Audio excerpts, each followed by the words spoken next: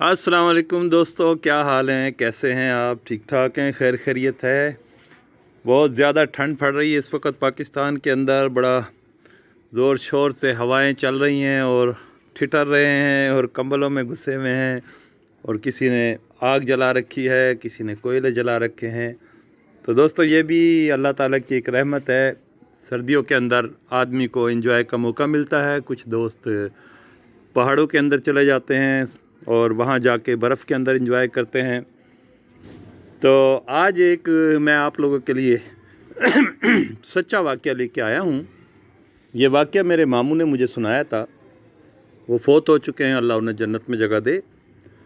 कहते हैं हिंदुस्तान के अंदर राजस्थान है और राजस्थान से का शहर है जयपुर। जयपुर से मुल्हका एक गांव था। वहाँ पे हमारे मामू जो थे वो एक शादी के अंदर गए अपने माँ बाप के साथ, यानी मेरे नाना नानी के साथ। तो उस वक़्त मामू की उम्र जो थी तकरीबन 12-13 साल होगी। कहने लगे हम उस गांव के अंदर गए, वो हमारे रिश्तेदार थे। एक लड़की की शादी चल रही थी, बड़ी गहमा गहमी थी, मेहमान आए हुए थे। कभी माइयों की रस्म हो रही थी, कभी मेहंदी की रस्म हो रही थी। काफ़ी बड़ी वो एक हवेली थी। उस हवेली के अंदर मुख्तलिफ़ जगहों पे मेहमान ठहरे हुए थे। तो सर्दियों का मौसम था, तो तमाम मेहमान जो थे उनका इंतज़ाम हुआ पड़ा था बरांडों में, कमरों में, जहाँ जहाँ जिसके लिए उन्होंने अरेंज किया था बिस्तरों का, चारपाइयों का, वहाँ पे पड़े हुए थे। उनकी हवेली में एक कमरा था, जो कमरों के भी पीछे एक कमरा था। समझो स्टोर टाइप होता है, लेकिन वो काफ़ी बड़ा कमरा था। उसके अंदर उनके कुछ सामान पड़ा हुआ था, जैसे अनाज पड़ा होता है, बाजरा पड़ा होता है और मकई वगैरह पड़ी होती है। राशन का सामान आप समझे उसे।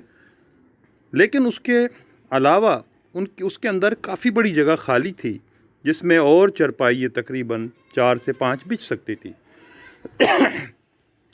लेकिन उन्होंने उस कमरे को ताला लगाया हुआ था और उसकी ताले की चाबी भी वो करीब ही एक ताक सा बना हुआ था, होल समझ लें, वो उसके अंदर रखते थे। तो मामू बताते हैं कि क्योंकि वो अजीज़ थे, रिश्तेदार थे, एक दिन जो एक बुज़ुर्ग थी वो कुछ सामान लेने के लिए उसे खोला, तो कहने लगे मैं पीछे पीछे उनके चला गया। तो पहले उन्होंने मुझे मना किया कि तुम बाहर जाओ, तुम जाके खेलो। मैंने कहा नहीं दादी, मुझे भी अंदर जाना है। तो खैर उन्होंने मुझे आने दिया।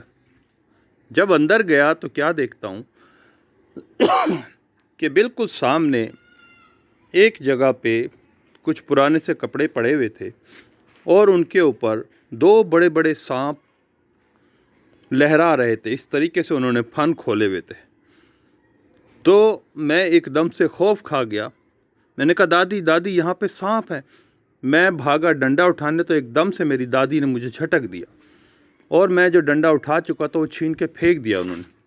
कहने लगी खबरदार खबरदार, इनको मारा, इनको कुछ नहीं कहना और आइंदा के बाद इस कमरे में तू दाखिल नहीं होना, और अगर तू इस कमरे में दाखिल हुआ तो मैं तेरे माँ बाप को बताऊंगी, तेरी पिटाई लगवाऊंगी।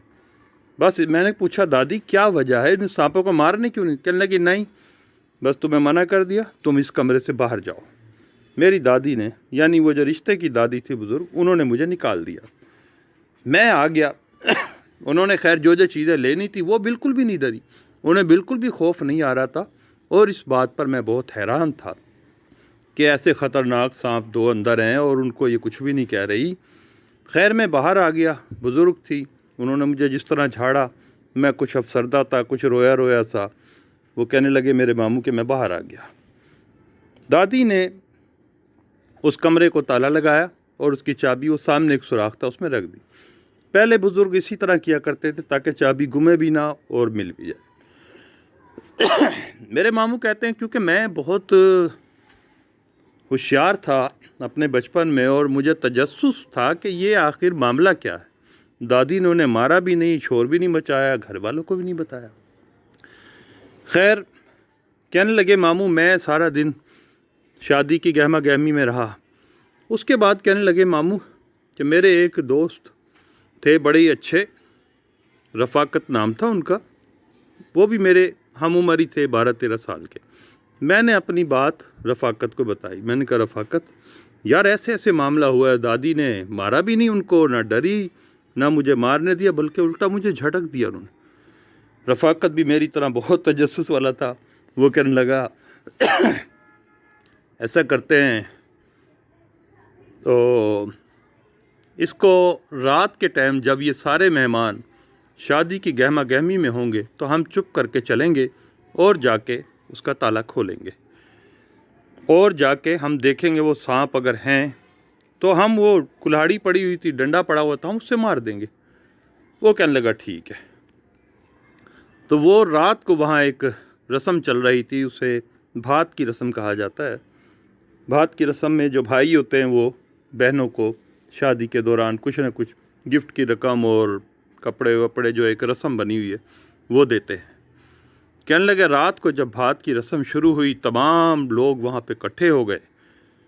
तो कहने लगे मैं और रफ़ाकत हम चुपके अंदर गए। वहाँ कुछ बरांडा सा था, उसमें अंधेरा था। फिर कमरे से गुज़रते हुए जब हम वहाँ ताला खोला हमने, तो उस कमरे में भी कुछ हल्की हल्की, यानी एक डिम सी लाइट वहाँ जल रही थी, जिसे आप ज़ीरो का बल्ब कह सकते हैं, ऐसी लाइट थी। खैर कहने लगे हमने वहाँ पे मज़ीद रोशनी की। वहाँ पे एक, यानी उनका बल्ब लगा हुआ था, बड़ा बल्ब, उसे जला दिया। कहते हैं हम देखते हैं कि वो दोनों सांप उसी तरीके से उन कपड़ों पे कुंडली मार कर बैठे हैं। मैंने उससे रफ़ाकत से कहा कि रफ़ाकत ये हैं वो सांप। जैसे ही मैंने उससे रफ़ाकत से कहा तो वो दोनों सांप एकदम से, जैसे कि गुस्से के अंदर, उन्होंने अपने फन खड़े कर लिए। रफ़ाकत ने पकड़ी कुल्हाड़ी, मैंने पकड़ा डंडा।